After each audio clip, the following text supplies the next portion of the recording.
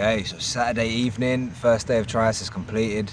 The first one's always the hardest one, as in most cases in life. And this was both my first experience and the company's first of the year. So it went well. It was a success. We hit our target that we wanted and more. Everything went according to plan.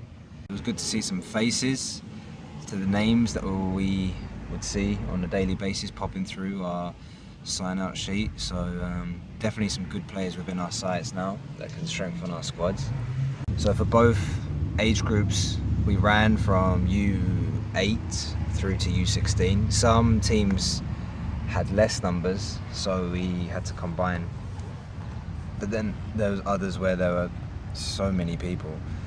A couple of the age groups I noticed had over touching 30, so you know, potential for two teams there. But me personally, with my teams, I've got a lot of hard decisions to make. We had a lot of good players turn up. We already have good teams in those two age groups that I have, and yeah, life will be difficult for me over the next few days. But I'll speak to my fellow coaches who know some of these players a bit better than I do, for having lived in the area a bit longer than me and having faced these players as opponents with their existing teams. So tomorrow, we're back in the office for a few hours, just tying up loose ends, trying to make phone calls, trying to really set our stall out early and quickly to those players that we know we definitely want. Having those conversations about, are they willing to sign up now? If not, what can we do to pull their leg and have them sign? But it's a matter of just being aggressive, getting those girls and boys in that we want as quick as we can. And then, so this is tryout 1. Then we'll have tryout 2 and 3. 2 will be in the week.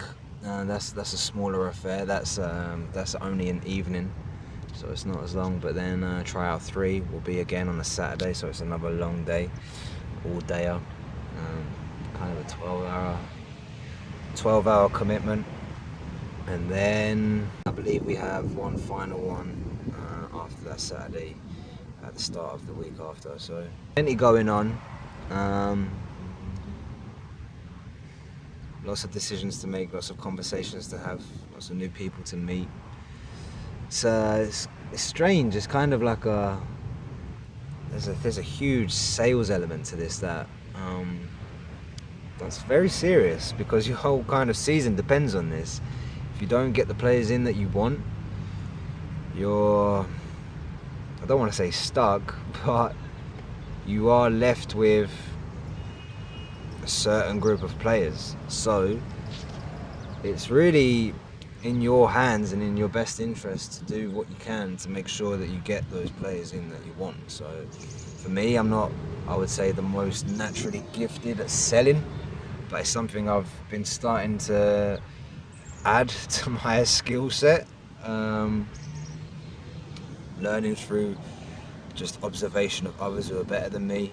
I've got great colleagues who are brilliant salesmen. Reading behind the theory into how to convince your customers by getting onto a kind of an equal footing and coming across genuine, being genuine. So this whole sales element is kind of like a little bit of a Wolf of Wembley way or something like that. It's it's strange, but it's exciting at the same time, having this element, because you're having to sell yourself both as a person, as a coach. You have to convince the parent as well as the player.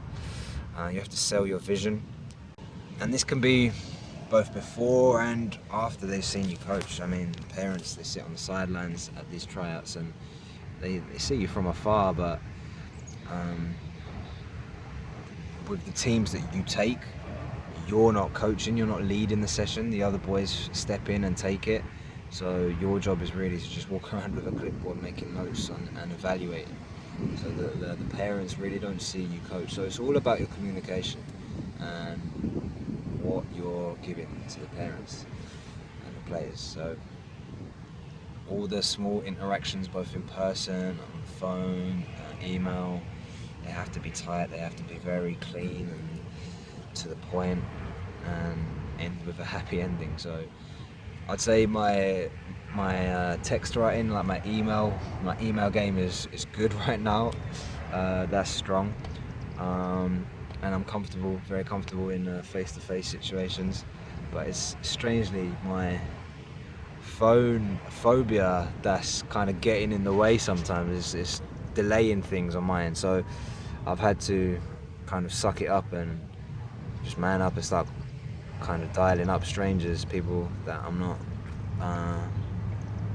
people that I don't know, people that have, obviously the situation is what it is. I have to kind of get straight to the point and ask, what these people's plans are for next season. And it's one of those things where you start and you're a little apprehensive and you warm up and you get going and it's fine. You find your feet. So that will be happening an increasing amount over the coming days as I try to finalise my squads. And then once the squads are set, then it's a matter of beginning pre-season. Pre-season for me is a whole nother issue. I'll talk about that another time. I want to really deal with that in the right way, especially with the age groups I've got and the gender I've got. So it's a matter of making sure that everyone feels comfortable in this team setting, everyone's really buying into the same philosophy, and everyone feels important and part of the team. So I've been part of squads where that hasn't been the case before, so there'll be a big emphasis on my part to make sure that there's no cliques and everyone being part of the same page. But I'm dead, I'm tired, I've tanned a few degrees today. I feel like I've been cooking. Stupidly forgot sunscreen. What am I playing at? So yeah, there's an important few days that lie ahead for all of us. Some of us have harder jobs than others for whatever reason, for trying to retain our existing players or sign the new and exciting ones that we feel will benefit our team. So let's see what happens in the coming days.